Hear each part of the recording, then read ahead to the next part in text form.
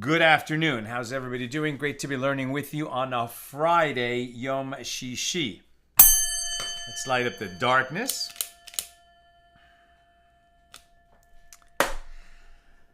First, I'm very glad to be back in the office. They got the AT&T, got the Wi-Fi, the internet up and running in our neighborhood. Obviously, anything like that is totally overshadowed by what's going on right now. Israel conducted an historic operation yesterday. People are still, catching up to understand just how big, how historic this is. This will go down into history alongside the Six-Day War. I heard David Friedman, a former ambassador, say this is like the crossing of the Red Sea, certainly like the raid on Entebbe. Just decapitated the number one state sponsor of global terror. All these people who were killed, these generals, had blood on their hands. They have supervised, commanded, ordered many deaths, created many victims of terror around the world. Do not underestimate.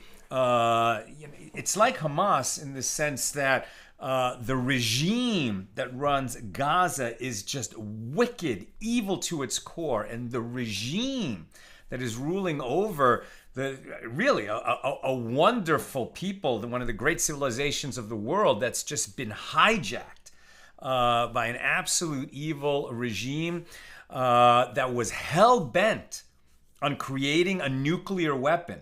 Why? Does Iran have a defensive need for a nuclear weapon? If Iran would just stop conducting terrorist activity around the world, they wouldn't be at war with anyone. They want a nuclear weapon for terrorist activity. They could use it against Israel. They could use it against America. They could use it against any number of targets which they have attacked in the past. So Israel doing what it has done has increased the security and safety level of you and me and every American and every person in the world who treasures righteousness, truth, peace, good values, what is good and right in this world. These people, please God, this should be the final chapter of these ayatollahs and their desire to destabilize the world and attack Americans and just conduct terrorist activities everywhere. This was an amazing operation. Right now, as we're speaking, there is a barrage of missiles that have already reached Israel. More are coming. Please God, the Iron Dome system should be effective and save innocent life. And I would like to dedicate our learning today, and it's a large page. I would like to dedicate all our learning today to the safety of Israel and the prayer that this war should end speedily and soon with a secure and lasting peace for Eretz Yisrael, the land of Israel, Am Yisrael, the people of Israel everywhere, and the allies and friends of the people of Israel, starting with the greatest ally, the United States of America. Let us say amen, and let us dedicate our learning today for peace, for safety, security, and a speedy resolution, a decisive resolution to this war. Who's in the house? Yehuda in South Carolina, Shandor in the Bronx, Melissa in Great Neck, Nancy in North Carolina, Lorraine in Texas, Joe in the Inland Empire, Lucy in Minnesota, Guy in Ohio, Renee in Indiana, Yehuda saying amen amen, Augusto in Lakeland, Florida, and over on the YouTube side, Ella in Southern California, Aoife in Florida, Chaim in Florida, Frank in San Pedro. Welcome, everybody. Renee, Kenya Hiratzon. May it be God's will. May it be so. Okay, we're picking this up. We're in chapter 5 of Tractate Shevuos, the 26th volume of the Talmud. Yesterday we read the lengthy and significant Mishna number 1 of chapter 5. We're now studying the laws of the oath on a deposit. Somebody who is swearing in court, or not necessarily in court, that he does not have in his possession property that belongs to someone else. He might swear it on his own, or they might ask him to swear that he doesn't have something of theirs, and he answers amen. So this creates the oath of deposit. There are a number of scenarios where this could happen because he was asked to watch some property, because he was paid to watch some property, because he rented some property, because he borrowed it, because he stole it, because he found it. Number of scenarios where somebody could end up holding somebody else's property, but he claims, no, I don't have any of your property. They say, we're sure you do. There's no witnesses, or we wouldn't need the oath, right? If you could establish the matter by witnesses that this guy's holding somebody else's property, we wouldn't need this oath. But there's enough of a situation and disagreement that this guy needs to swear the oath. Having done so, he's released from liability. Once he's willing to swear that he has no property of the other person, he has no liability to pay that back. But if it is then established that he swore falsely, so then he becomes liable to pay back what he was stealing, right? Because if he's swearing that he doesn't have it, and it turns out he does, that is a form of theft. Because it's a form of theft, you have to pay back what you stole plus a fifth. Right, that is a fine, the additional fifth, and he becomes liable as an atonement to bring the guilt offering, not the sin offering, and this guilt offering has to have a value of at least 2 silver shekels. Right, that's where we basically are. Now let's pick up the Gemara on this Mishnah number 1 here in chapter 5. We're at the very bottom of page 36b. Our daf today is 37. Rav Acha bar Huna and Rav Shmuel, the son of Rabba bar Chana, and Rav Yitzchak, the son of Rav Yehuda, studied Tractate Shevuos in the study hall of Rabba. Rav Kahana encountered them and inquired with regard to a matter in the Mishnah. He said, and now we're on page 37a, he said to them, if one intentionally took a false oath on a deposit, he knew that he had the property and he lied. He intentionally took a false oath on a deposit, and witnesses warned him, if you take an oath falsely, you're going to be liable not just to bring a sin offering, but what? Right? Normally when we're talking about witnesses warning you, if it's not a death penalty case, and this is not, it would be for violating a prohibition with forewarning. That would trigger lashes, flogging. Now, this is what the person was said. If you swear falsely, you're going to be liable to violation of a negative prohibition that will result in lashes. You will be flogged if you tell a lie right now. And he tells the lie immediately, having been warned that this would be the consequence, that would trigger lashes. But does that actually apply in the scenario of someone swearing a false oath of deposit? Right, this is the question. If one intentionally took a false oath on a deposit and witnesses forewarned him, what is the law?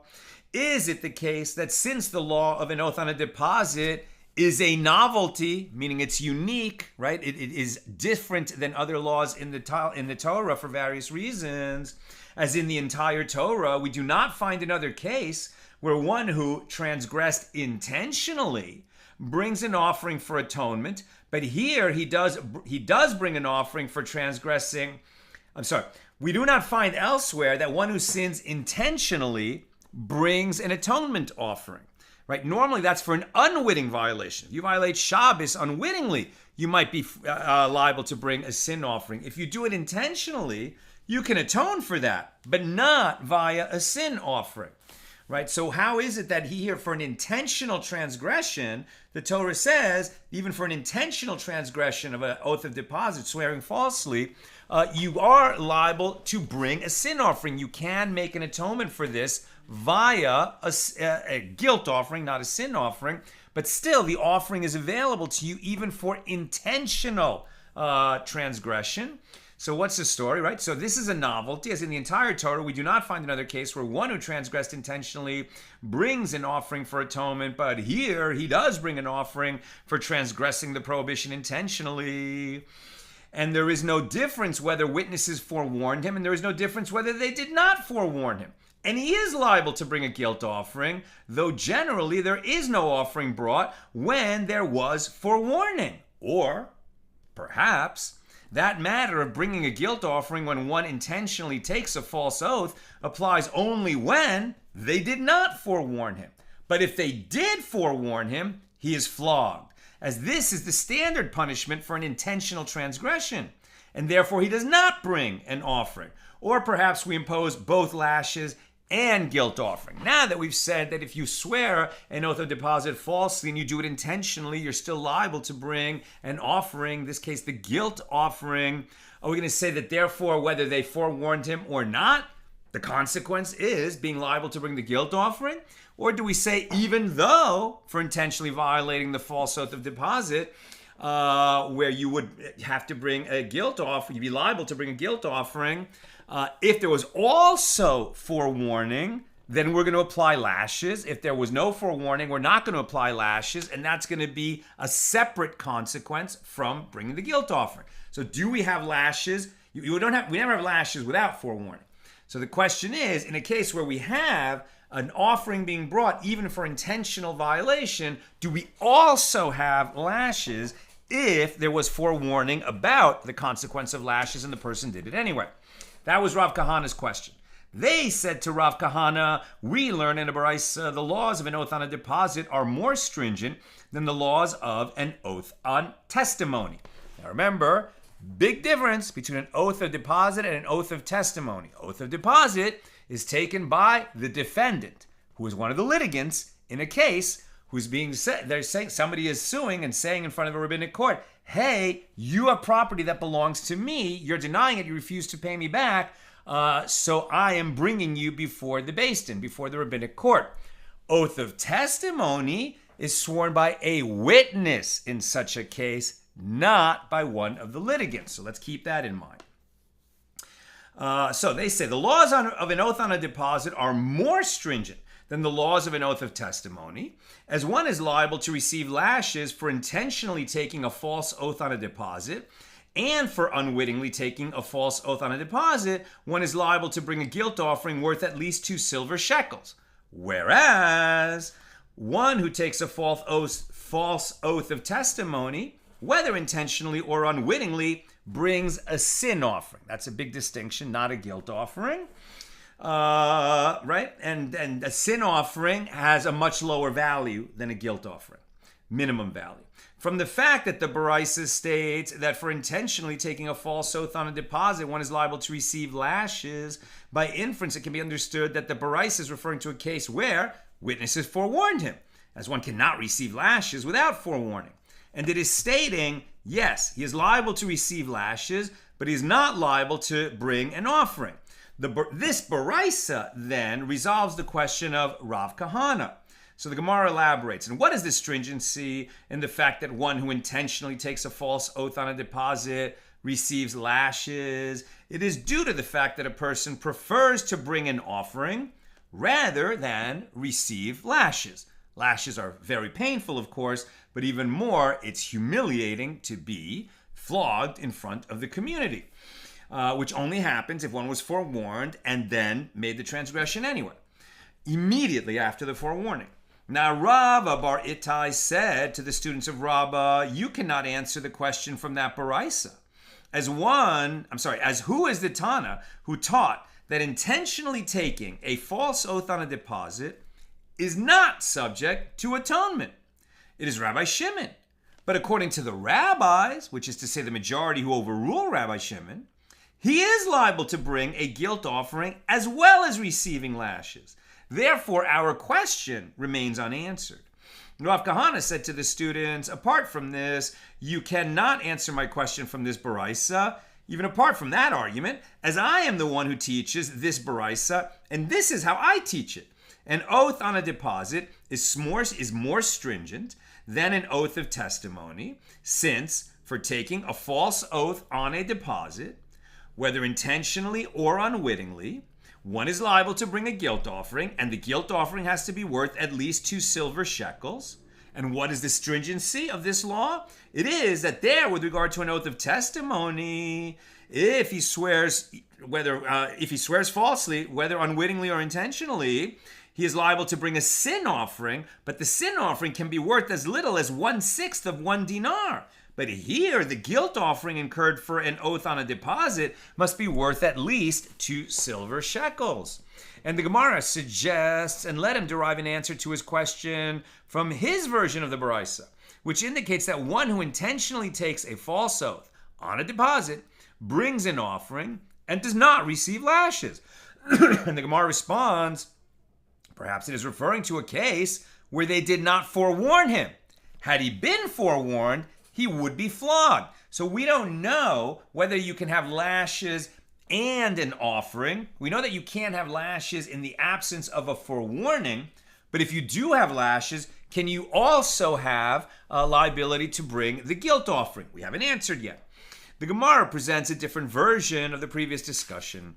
Come in here and answer to the question of Rav Kahana from the Mishnah. One is not liable for taking a false oath on a deposit unwittingly. And what is he liable for when he intentionally takes a false oath? A guilt offering worth at least 2 silver shekels. And then the Gemara explains, what, is it not that the Mishnah is referring to a case where witnesses forewarn him? And the Mishnah nevertheless rules only that he must bring an offering. And the Gemara rejects this proof here too. The Mishnah is referring to a case where the witnesses did not forewarn him. That's why he doesn't get lashes. And perhaps he does have to bring an offering, but if he had been forewarned, he would have received lashes, and then we still don't know, would he also have to bring the offering? The Gemara continues to seek an answer to Rav Kahana's question. Come in here and answer from a Baraisa. Sorry, there we go. A little out of practice being back in my office and making sure that the no calls come in to disturb us. Okay, so the Gemara seeks to answer Rav Kahana's question. Come in here and answer from a Baraisa. After comparing the case of a nazir to one who takes an oath on a deposit, the Baraisa states, no, if you said that the law that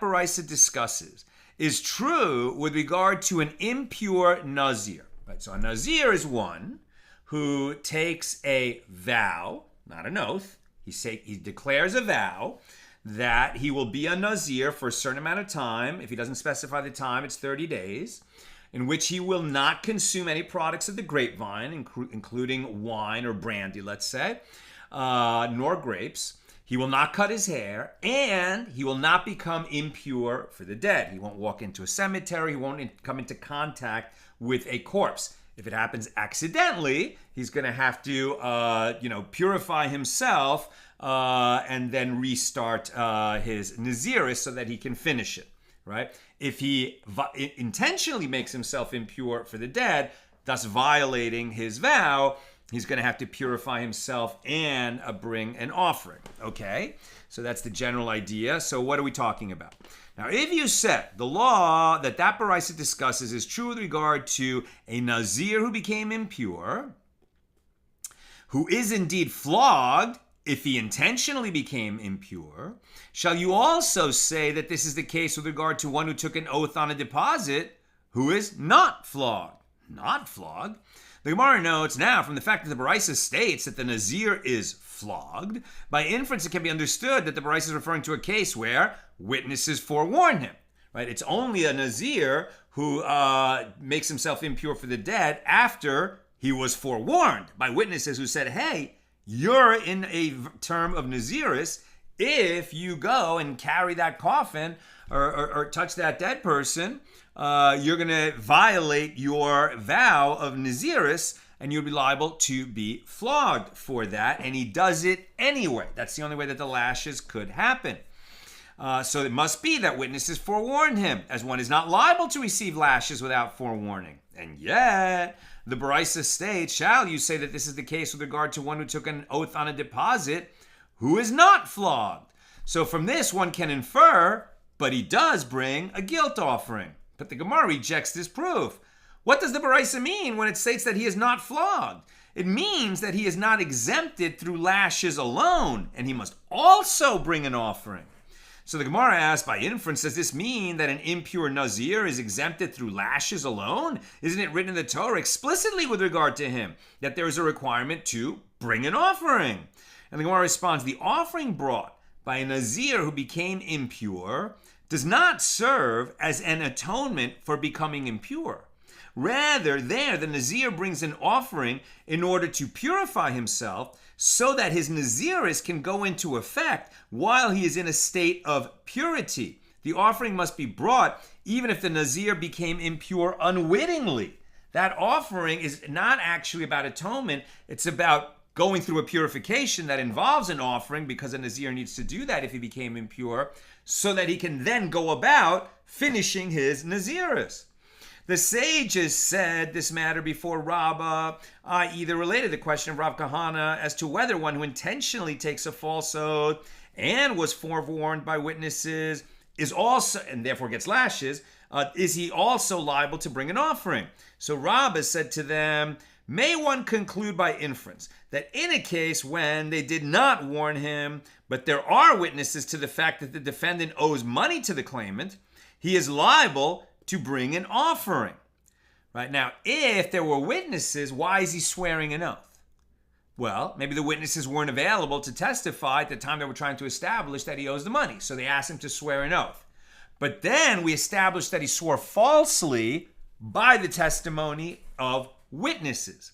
Now, he didn't confess that he swore falsely. He was proven to have sworn falsely. Does he bring the offering in that case?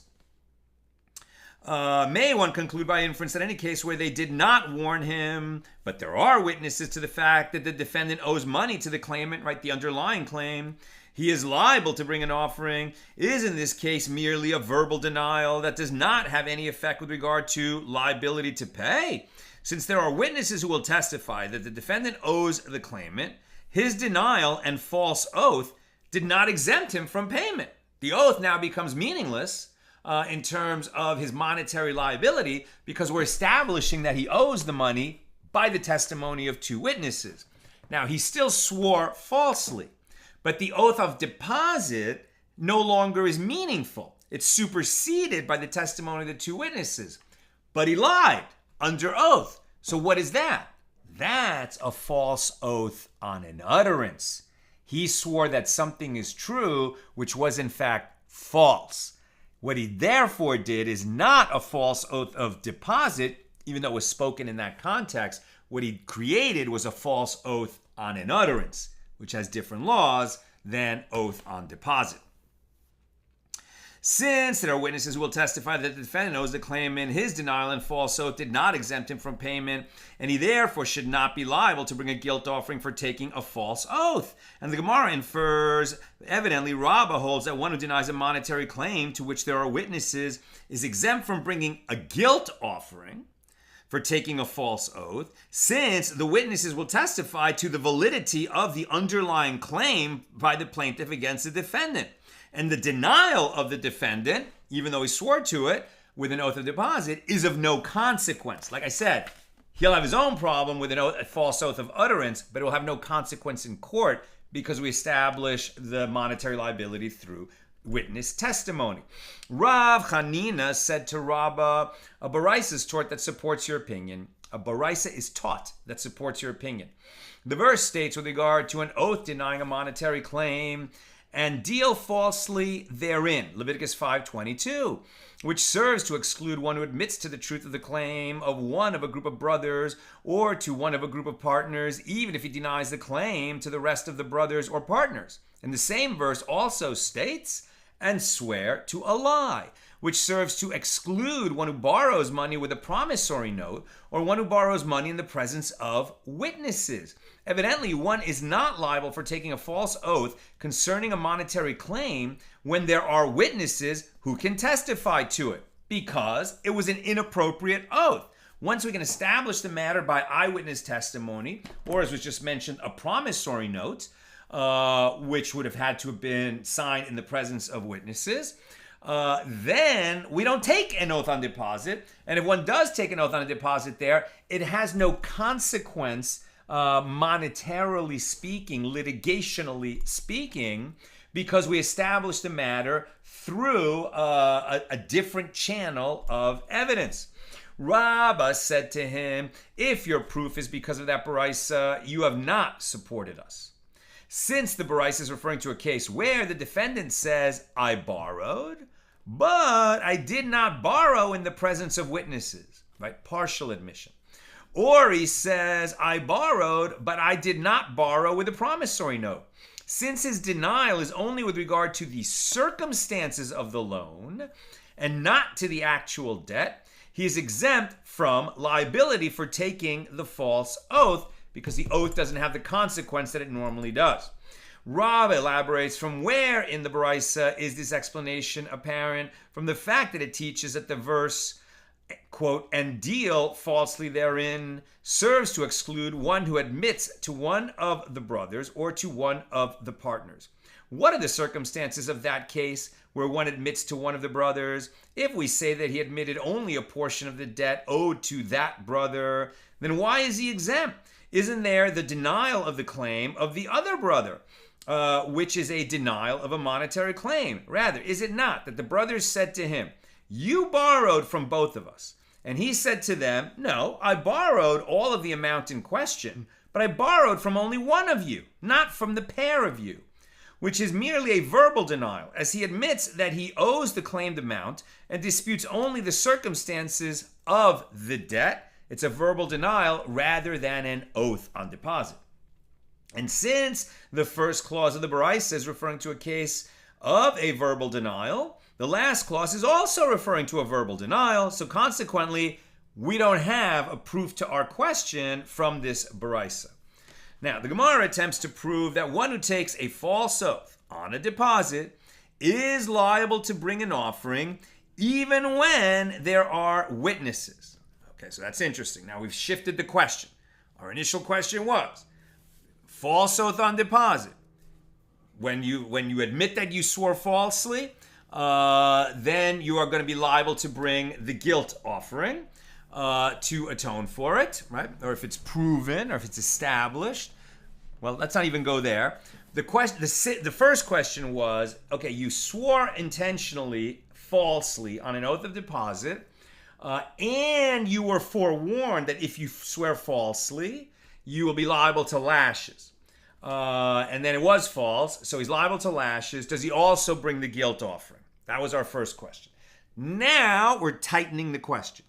If he swore falsely on an oath of deposit, and then we prove that it was false, at least that he was wrong. Now, he might have thought he was right. He wasn't lying intentionally. Maybe he got the circumstances wrong in his head. But now we're going to have witnesses who prove that what he swore that he doesn't owe, he does owe. So are we still going to have the offering here? Let's see. The Gemara now attempts to prove that one who takes a false oath on a deposit is liable to bring an offering even when there are witnesses, and presents a mnemonic to remember the series of proofs that we're now going to engage in. Liability, sets, of the homeowner, stringent, nazir. So the Gemara suggests, come in here a proof from the Mishnah. He is not liable for unwittingly taking a false oath by itself. And what is he liable for when he intentionally takes a false oath? He must bring a guilt offering worth at least 2 silver shekels. So the Gemara continues, what? Is it not referring to a case where he intentionally denies the claim of witnesses? And the Mishnah nevertheless teaches that he is liable to bring a guilt offering. But the Gemara rejects the proof. No, the Mishnah is referring to a case where there are no witnesses. And he admits on his own that he intentionally took a false oath. Had there been witnesses, he would have been exempt from bringing an offering because the matter was established by the witnesses and his oath was not consequential. The Gemara suggests, come in here a proof from a Mishnah on page 31b that discusses an oath of testimony. And we saw there that oath of testimony and oath of deposit are related, and we borrow elements of one law for the other. If there were 2 sets of witnesses, right? So 2 pairs of witnesses. If there were 2 sets of witnesses who took an oath of testimony, so they're saying that we don't have evidence to give. That's what an oath of testimony is. And they swear they have nothing to contribute. They don't know anything. And then that was false. They do know, and they should have given their testimony, right? But they swore falsely that they don't know. So if there were 2 sets of witnesses who took an oath of testimony, and the first set falsely denied that they have no knowledge of the matter, or falsely denied that they have knowledge of the matter, and then the second set falsely denied that they have knowledge of the matter, well then both sets, meaning at least 4 witnesses, both sets are liable because the testimony can exist with either of them, right? You need 2 witnesses to establish a matter. So if you have 2 pairs of witnesses, then even though the first set said falsely that they lied and they said they don't know anything when in fact they do, and then they went to the second set and they also lied. Well, both sets independently could have established that the debt was real.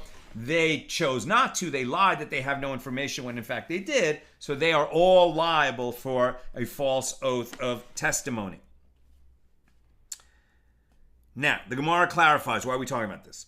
Granted, the second set should be liable, since the first set already denied knowledge of the incident, and the validity of the claimant's monetary claim now depends upon their testimony.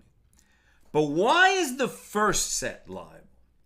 If we're saying that liability depends on a testimony or an oath, let's say in the case of an oath on deposit, being consequential, right? That if we could establish the matter through some other means, like because there are witnesses, right?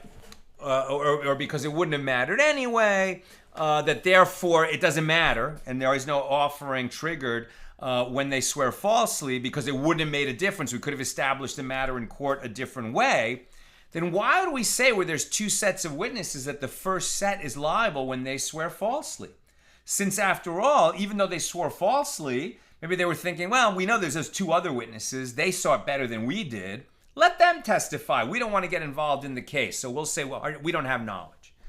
Why, since the case could have then been established by the second set, do we say that the first set also has liability? That's the question. Now we're on page 37b. Doesn't the second set stand ready to testify so that the refusal of the first set of witnesses does not affect a monetary claim? So evidently, a denial of monetary claim to which there are witnesses is still considered a denial that triggers liability. So Ravina said, here we are dealing with a case where at the time of the denial by the first set, the second set of witnesses were related to one another through their wives, so that the second set was unfit to provide testimony, and their wives were moribund, right? They were on their deathbed. In other words, let's just say that there was a relationship between the second set of witnesses and the litigants through marriage, but it's very obviously they're painting a hypothetical that's incredibly unlikely, but just so we test our understanding of the law, right? They are related to the litigants, so they can't testify. But the relationship is through, somebody's wife who's on her deathbed. So as soon as she dies, there is no familial relationship between those witnesses and the litigants, and they would be able to testify. So in that situation, are we going to say, well, the first set, at the time that they're testifying, they are the only set of witnesses that could provide the testimony, even though it is likely that the second set will become available once this woman on her deathbed dies, and then she's no longer providing the familial link between those two witnesses and the litigants. Lest you say most moribund people actually die soon thereafter, and the witnesses are considered fit to provide testimony, the Baraisa teaches us that in any event, they are currently alive and have not died. Therefore, the second set of witnesses is not qualified to give testimony, since at this time they are related through marriage to the litigants in that case. Now, the Gemara suggests, come in here, a proof from a Baraisa. In the case of a homeowner acting as a bailee, somebody who's watching somebody else's property, and he falsely claimed that a thief stole a deposit from him, right? He was watching somebody else's property, and then he said, a thief broke into my house and stole your property. That's why it's gone. When in fact, he was holding on to it and was intending to steal it for himself. So a homeowner acting as a bailee who falsely claimed that a thief stole a deposit from him, and the homeowner took an oath to that effect, and then he admitted that he was lying, and witnesses came and testified that the item was not stolen from the homeowner. So the law depends on the circumstances. Right? This is a situation where he lied, he swore falsely, but then he admitted it, and then witnesses came and showed that he was lying in the first place, but he had already admitted that he had lied before the witnesses came. So the witnesses didn't establish something that had not already been established by his confession that he had lied. So is he liable to bring the guilt offering, or do we say, well, he doesn't have to bring the guilt offering because even though he lied intentionally and then he confessed it, in the end, the matter was established by other means than his oath. But says this Baraisa, if he admitted to his lie before the witnesses came and testified, he pays the principal value of the item plus the 1/5 payment for denying that he possessed the deposit, and he brings a guilt offering as an atonement for a false oath on a deposit.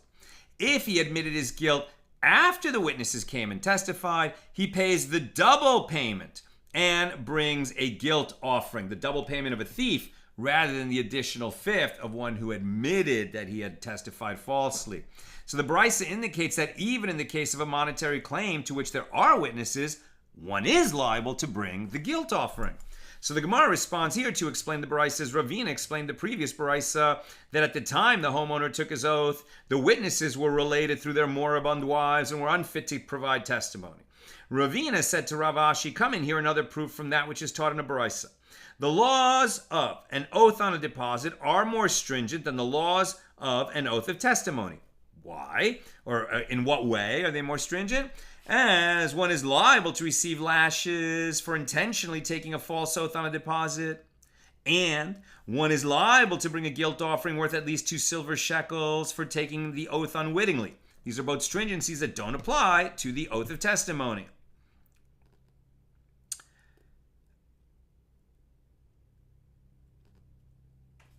Ravina infers from the fact that the Baraisa states that one is flogged. By inference, it can be understood that the Baraisa is referring to a case where there are witnesses to the fact that the deposit is in the defendant's possession, and the defendant was forewarned, and yet it states one is liable to bring a guilt offering worth at least 2 silver shekels for taking the oath unwittingly. So this would seem to indicate that you can both be flogged for taking a false oath after having been warned, and be liable to bring the guilt offering for the underlying claim.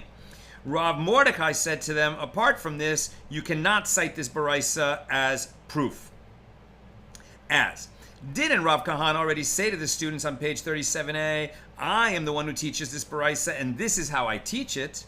An oath on a deposit is more stringent than an oath of testimony, since for taking a false oath on a deposit, either intentionally or unwittingly, one is liable to bring a guilt offering worth at least 2 silver shekels. The Baraisa is not referring to a case in which there are witnesses who forewarned him. So the Gemara suggests, come in here a proof from another Baraisa. No. If you said that the law that Baraisa discusses is true with regard to an impure nazir who is indeed flogged for intentionally becoming impure, shall you also say that this is the case with regard to one who took an oath on a deposit, who is not flogged? And the Gemara elaborates, what are the circumstances of the Baraisa? If it is a case where there were no witnesses, why would the nazir be flogged? Rather, is it obvious that there are witnesses? And yet, the Baraisa teaches, shall you also say this is the case with regard to one who took an oath on a deposit, who is not flogged? From this, it may be inferred that he does not receive lashes, but he does bring an offering, even though there are witnesses. And the Gemara concludes the refutation of the opinion of Rabbah is indeed a conclusive refutation. Rabbi Yochanan says, one who denies a monetary claim to which there are witnesses is liable to bring a guilt offering for a false oath on a deposit. But if he denies a debt concerning which there is a promissory note, he is exempt. Promissory note, right, means that there were witnesses to the loan when it was made. It was recorded in a promissory note. The promissory note is probably backed by a lien on land. And for all these reasons, there would be no oath on a deposit. We don't establish payment and obligation to pay the debt via an oath on deposit in a situation where there's a promissory note, which is a higher, better form of evidence. We don't need an oath on deposit. And if you took an oath on deposit, even if you lied, you don't become liable for that offering because the oath of deposit was inappropriate in that situation. Therefore, one who swears even falsely is exempt. Rav Papa said, what is the reasoning of Rabbi Yochanan? It occurs that witnesses die, and therefore it is possible that he would not be found liable through their testimony. He is therefore considered to have denied a monetary claim. But by contrast, a promissory note remains in its place, and his denial would never have exempted him from payment. Rav Huna, the son of Rav Yehoshua, said to Rav Papa, this cannot be the reasoning of Rabbi Yochanan, as it also occurs that a promissory note becomes lost. A promissory note is better evidence, but what if it became lost? Then wouldn't we need the oath on deposit? So rather, Rav Huna, the son of Rav Yehoshua, said, this is the reasoning of Rabbi Yochanan. It is because a promissory note comprises a lien on land. Since the promissory note places a lien on the debtor's property, and one does not bring an offering for an oath on a deposit for denying a lien on land, since one does not take an oath concerning land. We don't say that land is held as a deposit where one is claiming that it's his land and the other one says, no, it's my land. And the guy says, well, I just swear that this is my land. And in the absence of witnesses, he keeps the land. Doesn't work that way with land. Land is not like movable property. The oath on deposit doesn't apply to land. Land is a particular kind of property, real property, if you will. You can't steal property. You could squat on it. In that sense, you could occupy it. But you can't steal it in the sense that when somebody steals movable property, at a certain point, the owner despairs of ever recovering it. It's gone. He doesn't know where it is. He thinks he's never getting it back. And there, the thief, sort of takes possession of it. That doesn't mean it's permitted, but it has legal ramifications beyond that case and how we're going to assign damages later. But that is not the case with land because the land never leaves its place. So there are special laws of evidence, of transfer, all manner of laws that apply to land that don't apply to money or movable property. Interestingly, Canaanite slaves are treated under the law. When slavery existed tragically, Canaanite slaves were treated like land in many respects, though not in all. Let's keep reading. Rav Huna, the son of Rav Yehoshua, said to Rav Papa, this cannot be the reasoning of Rabbi Yochanan. I just said that. There is no oath on deposit with regard to a lien on land because one does not take an oath regarding land. So it was stated, in a case where one administers an oath to witnesses who deny knowing information with regard to ownership of land, and they deny knowledge of the matter, Rabbi Yochanan and Rabbi Elazar disagree. One says that the witnesses are liable to bring a sin offering for a false oath of testimony, and one says that they are exempt. So there is no oath of deposit when it comes to land. Is there oath of testimony for one who swears that they have no knowledge of the matter when in fact they do? This is what Rabbi Yochanan and Rabbi Elazar are disagreeing about. So the Gemara notes, it may be concluded that it is Rabbi Yochanan who says they are exempt. And this can be inferred from the fact that Rabbi Yochanan says, one who denies a monetary claim to which there are witnesses is liable. But one who denies a claim concerning which there is a promissory note is exempt. And this conclusion is in accordance with the explanation of Rav Huna, the son of Rav Yehoshua, that the reasoning of Rabbi Yochanan is that a promissory note comprises a lien on land, and one does not bring an offering for denying a lien on land. And the Gemara affirms, indeed, it may be concluded. Rabbi Yirmiyah said to Rabbi Bahu, shall we say that Rabbi Yochanan and Rabbi Elazar disagree with regard to the issue that is the subject of the dispute of Rabbi Eliezer and the rabbis, as we learned in a Brisa? In the case of one who robbed another of a field, right? So he stole a field, and it's robbery, not theft, which means everyone knows who took it. That's right. It's like, he's just forcefully taking somebody else's land. So he robbed a field from another. As we learned in Brisa, in the case of one who robbed another of a field, and then a river flooded it, he is liable to provide the field's owner with a different field, since the value of the flooded field was significantly decreased, and the robber must return the value of that which he stole. This is a statement of Rabbi Eliezer. But he is overruled by the majority, the rabbis, who say, no, he's exempt from providing some alternative field, as he can say to the owner, that which is yours is before you. That field would have been flooded whether he had robbed it or not. It never left the ownership of the actual owner, and, floods come and go. So it would have been flooded in any case. So the robber, whether he's been caught or he's, coming clean and willing to confess, either way, he can say, here's your field. It got flooded when I was trying to grow something there. Sorry, but this is your field and you can take it back. And he doesn't have to provide an alternate field. This is a special case of land, right? If he had stolen the guy's car and messed up the car, and now he's going to return the car, he has to provide a car as good as the one he stole. And the rabbis say he's exempt from doing so, as he can say to the owner, that which is yours is before you. The robber may return the flooded field to its owner without reimbursing him for the loss in its value, since according to the rabbis, land cannot be stolen. Consequently, the field is considered to be in the possession of its owner, and the thief is not obligated in the mitzvah of returning a stolen item, and making good its value.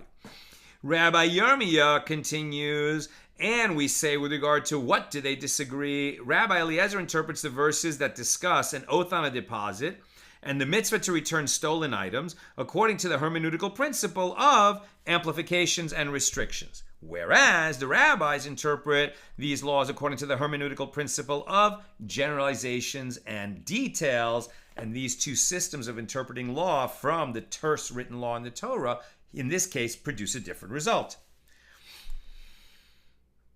He explains, Rabbi Eliezer interprets the verse, quote, if anyone sin and commit a trespass against the Lord and deal falsely with his neighbor in a matter of deposit or of pledge or of robbery, or he oppressed his neighbor, or of anything about which he has sworn falsely, he shall restore it in full. Leviticus 5, verses 21 through 24. So according to the hermeneutical principle of amplifications and restrictions, what happens? The phrase, if anyone sin and commit a trespass against the Lord and deal falsely with his neighbor. He stole something and then he swore he didn't. This amplified the law. First he stole, and then he swore he didn't. That's the amplification. When the verse states in a matter of deposit or of pledge, it has restricted the law to the case of a deposit. When the verse then states, or of anything about which he has sworn falsely, he shall restore it in full, it has then amplified the law again. So accordingly, as the Torah amplified and then restricted and then amplified again, it has amplified the law to include everything except for the specific matter that was excluded by the restriction. So what is included due to the fact that the verse has amplified the law? The verse has amplified the law to include everything that one can steal. And what is excluded due to the fact that the verse restricted the law? It restricted the law to exclude financial documents, which are dissimilar to a deposit in that their value is not intrinsic, but rather due to their function. It's not that it's worth the paper it's printed on. It's worth much more than that because of the contract that it expresses. Consequently, according to Rabbi Eliezer, land that was stolen is included in the laws stated in these verses, and one who steals land must reimburse the field's owner for the value that he had when he stole it. And the rabbis interpreted these verses according to the hermeneutical principle of generalizations and details. How do we do that? The phrase, and deal falsely with his neighbor, this is a generalization. The subsequent phrase, in a matter of deposit or of pledge or of robbery, this is a detail. And when the verse then states of anything about which he has sworn falsely, he shall restore it in full, it is generalized again. So we have a case of generalization and detail and generalization. And from this you may deduce that the verse is referring only to items that are similar to the detail.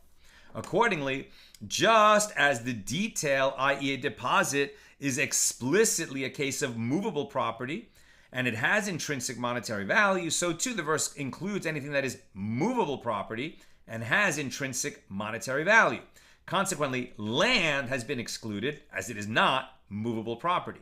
Canaanite slaves have been excluded as they are compared to land with regard to many areas of halacha. Financial documents have been excluded because, although they are movable property, they do not have intrinsic monetary value. And Rabbi Yirmiyah concludes, shall we say that the one who deems the witnesses liable in a case of an oath of testimony concerning land, i.e. Rabbi Elazar, holds in accordance with the opinion of Rabbi Eliezer, that land is included in the mitzvah of returning stolen property and in the laws of an oath on a deposit, and by extension in the laws of an oath on testimony. And the one who deems him exempt, meaning Rabbi Yochanan, holds in accordance with the opinion of the rabbis that land is excluded from these laws. Rabbi Abahu said to Rabbi Yirmiyah, no. The two disagreements do not completely correspond. The one who deems the witnesses liable must in fact hold in accordance with the opinion of Rabbi Eliezer. But the one who deems them exempt could have said to you, in this case of an oath of testimony, even Rabbi Eliezer concedes that they are exempt from bringing an offering, as the merciful one states, of anything about which he has sworn falsely. And he doesn't say, God doesn't say in the Torah, everything about which he has sworn falsely. And the verse indicates that only certain items are included in the laws of an oath of testimony. Therefore, land is excluded, since it is dissimilar to the specific instances mentioned in the verse. Rav Papa said in the name of Rava, the Mishna is also precisely formulated, as it teaches in a case where one accuses another, you stole my ox, and the defendant says, I did not steal your ox. If the claimant then replied, I administer an oath to you, and the defendant said, Amen, so now he has sworn an oath that he didn't steal the ox, and then if it turns out that he did, he is liable. So the Mishnah discusses a claim of a stolen ox, where it does not teach a claim of, you stole my Canaanite slave. What is the reason? Is it not due to the fact that a Canaanite slave is compared to land, and one is not liable to bring an offering for denial in a matter of a lien on land because it's outside the laws of movable property? Doesn't mean it's permitted to steal. It means that we deal with it differently when that happens. Rav Papi said in the name of Rava, there is no proof from the Mishnah, as say that the last clause of the Mishnah, where it said, this is the principle, for any claim that the defendant would have to pay based on his own admission, he is liable.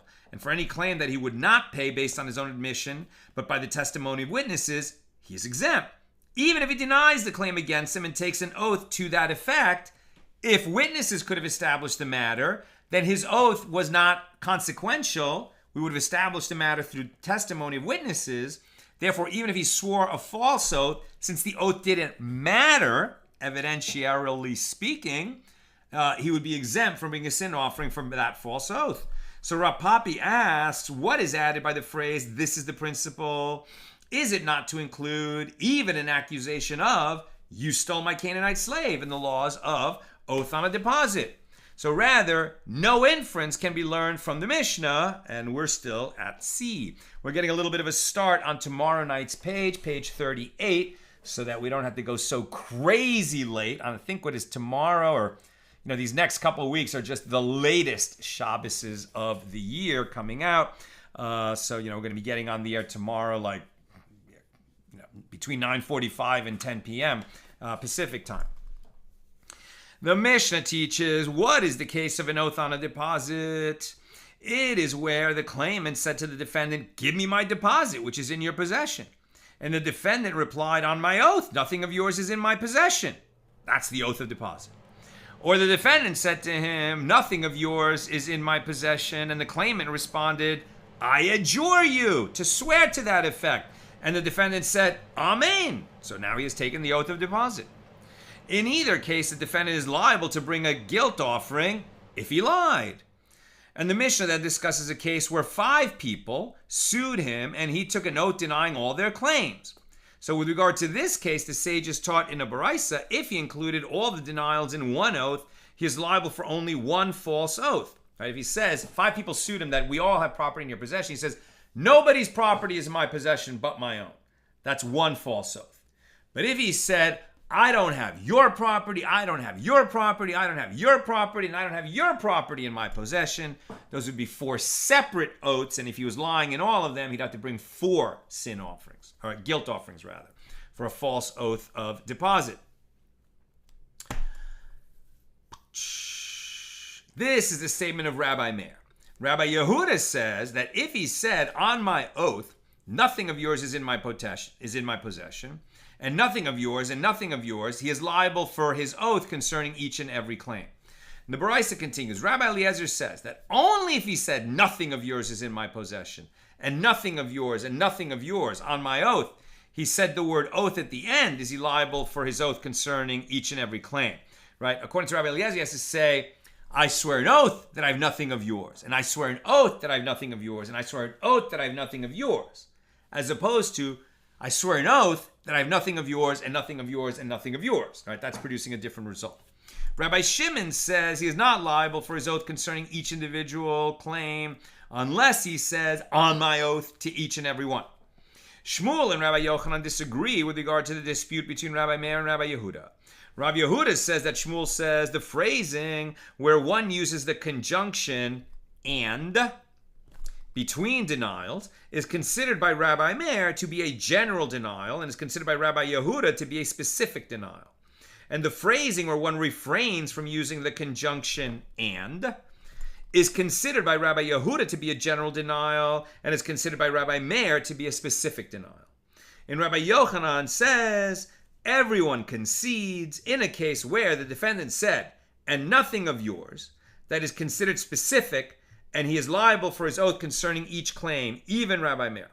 They disagree only with regard to a case where the defendant said, nothing of yours, without putting and in between nothing of yours, nothing of yours. They didn't say nothing of yours and nothing of yours. So what is lost or gained when he doesn't include the conjunction?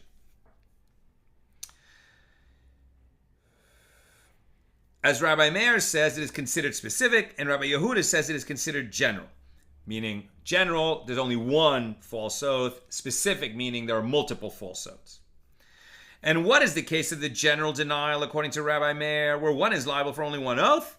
It is the case where the defendant says in the plural, on my oath, nothing of yours is in my possession. Right? Yours in English could either mean singular you or plural all of you. Right? So, but in Hebrew, those are different words. It's like y'all and all y'all for my friends from the South. The Gemara asks, with regard to what do they disagree, that they explain the opinion of Rabbi Meir differently. And the Gemara responds, Shmuel inferred his explanation from the Baraisa, and Rabbi Yochanan inferred his explanation from the Mishnah. And the Gemara explains, Shmuel inferred his explanation from the Baraisa, as it follows.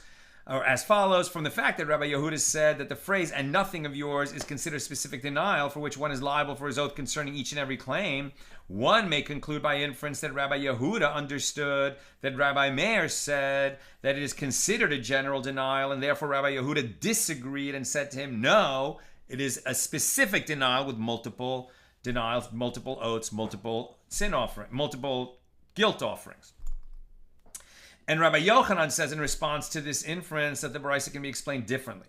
Both phrases, nothing of yours and nothing of yours, are deemed specific denials by Rabbi Meir, and Rabbi Yehuda said to him, with regard to and nothing of yours, I concede to you that it is considered specific. But with regard to nothing of yours, without the word and, I disagree with you and consider it a general denial. And Shmuel would respond, if that is so, then why does Rabbi Yehuda state in the Baraisa the instance in which he concedes to Rabbi Meir? Instead of conceding, let him disagree and state the instance in which they differ. And the Gemara proceeds to explain the opinion of Rabbi Yochanan.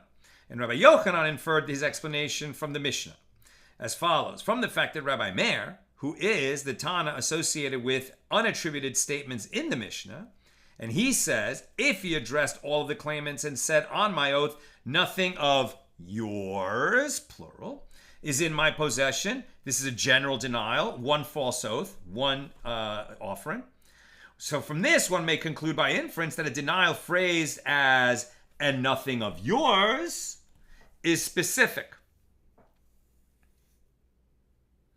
As if it would enter your mind that Rabbi Meir also deems and nothing of yours to be a general denial, then instead of teaching us that when one states in the plural, on my oath, nothing of yours is in my possession, it is deemed general. Let him teach us that when one states, on my oath, nothing of yours is in my possession, nothing of yours and nothing of yours, that it is general. And all the more so would be clear that when one states in the plural, nothing of yours is in my possession, that it would be considered general.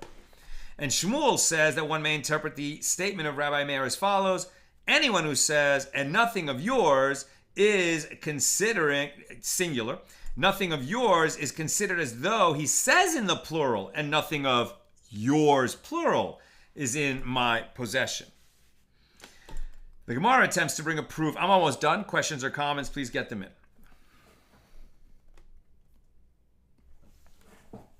The Gemara attempts to bring a proof for the opinion of Rabbi Yochanan. We learn in the Mishnah that the defendant said, on my oath, nothing of yours is in my possession, and nothing of yours, and nothing of yours. He is liable for his oath concerning each and every claim that he falsely denied. So evidently, Rabbi Meir deems a nothing of yours to be specific, and the Gemara rejects the proof. No, amend the language of the Mishnah and teach nothing of yours, nothing of yours, nothing of yours. Multiple statements, no conjunction. Singular, yours, but stated multiple times. The Gemara suggests come in here an additional proof from that which is taught in the Mishnah in a case where the claimant says, give me back my deposit and pledge and stolen item and lost item.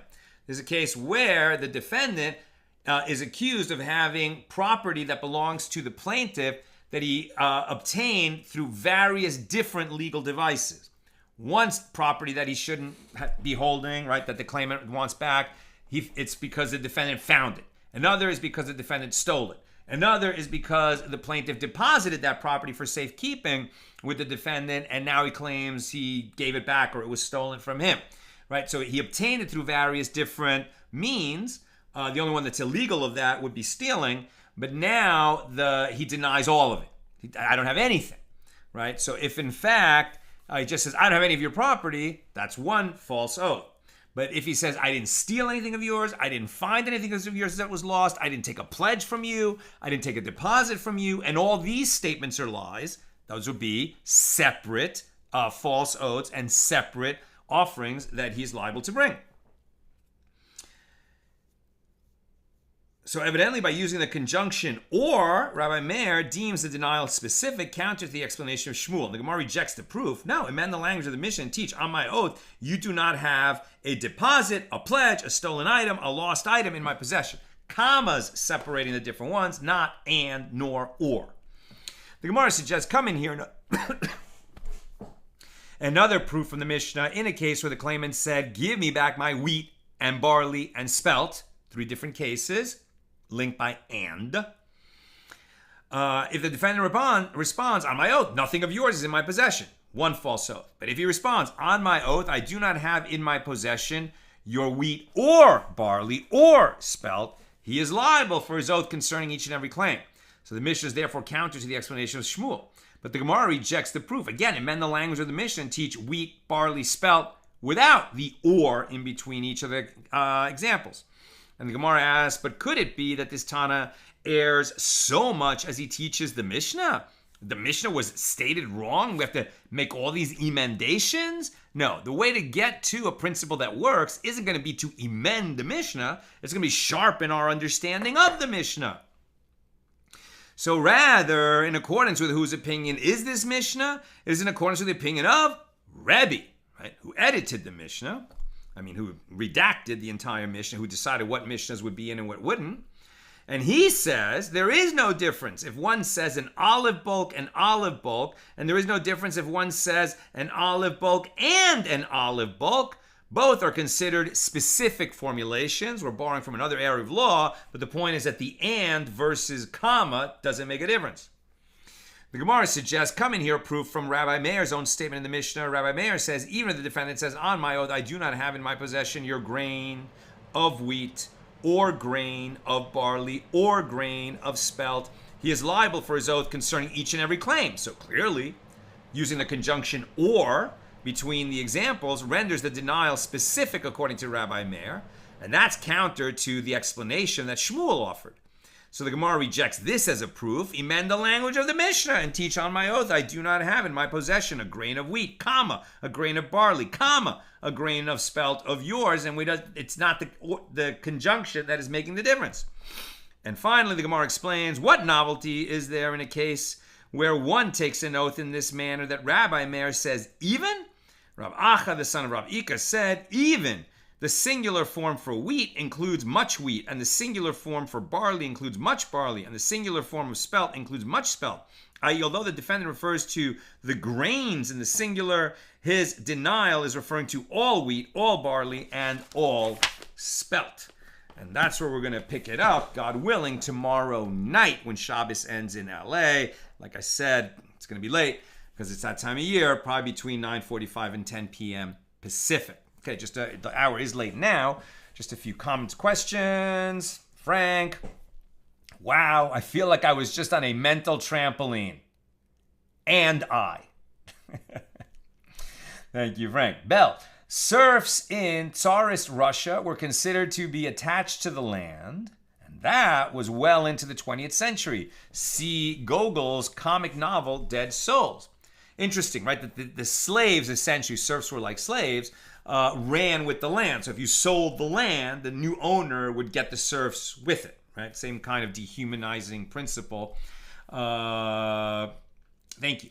Joseph, are there any offerings that cover intentional sins that result in karas? Great question, right? So the general principle is, in a transgression, that if you were to do it, would result in karas, right, which is excision, meaning God will punish you, possibly shorten your life, or some other, there's disagreement about exactly what karas means. So generally, if you do karas, if you violate a prohibition unwittingly, that would result in karas if you did it intentionally, that's where you become liable to bring a sin offering. That's a general principle. We saw that there are some exceptions to that, but that's a general principle. And you say, are there any offerings that cover intentional sins that result in karas? And the answer seems to be no. Once you violate something that results in karas, there is no offering for that. As we've seen in these oath of testimony and oath of deposit, even though they could result in an offering if you do it intentionally, and perhaps even lashes, but karas is not part of that equation. And I don't know of any example where if you did it intentionally, it would result in karas and you would bring an offering. Now, perhaps a person would say, I want to elevate myself. I can't believe I'm a person who committed that sin. I need to come closer to God. I'm going to atone and mend my ways. And as part of this general atonement that I'm doing, I'm going to bring an elevation offering, a peace offering, a thanks offering. Now, that would be kind of like all weighed in the balance. But those offerings would not be specifically related to the thing that you committed, which was result in charis as a penalty. That's what I've got for us today. And with God's help, we'll be together again tomorrow night, late as I said, but we got a good head start on tomorrow night's page, so it will be a short daf with God's help tomorrow night. All the best. Good Shabbos. Our learning today was dedicated to our brothers and sisters in Israel who are under attack right now, barrage of missiles coming from Iran. May our learning help a little bit to increase the safety and peace of Israel. May this war end quickly and decisively with a secure and lasting peace for Eretz Yisrael and Am Yisrael and all people everywhere who hate evil and who hate terrorism and who hate what this state sponsor of global terrorism has wrought. I mean the leadership of Iran. May they be brought down, and may this war be prosecuted successfully, and may we hear only good news as we head into Shabbos and as we come out of Shabbos, and we say Amen.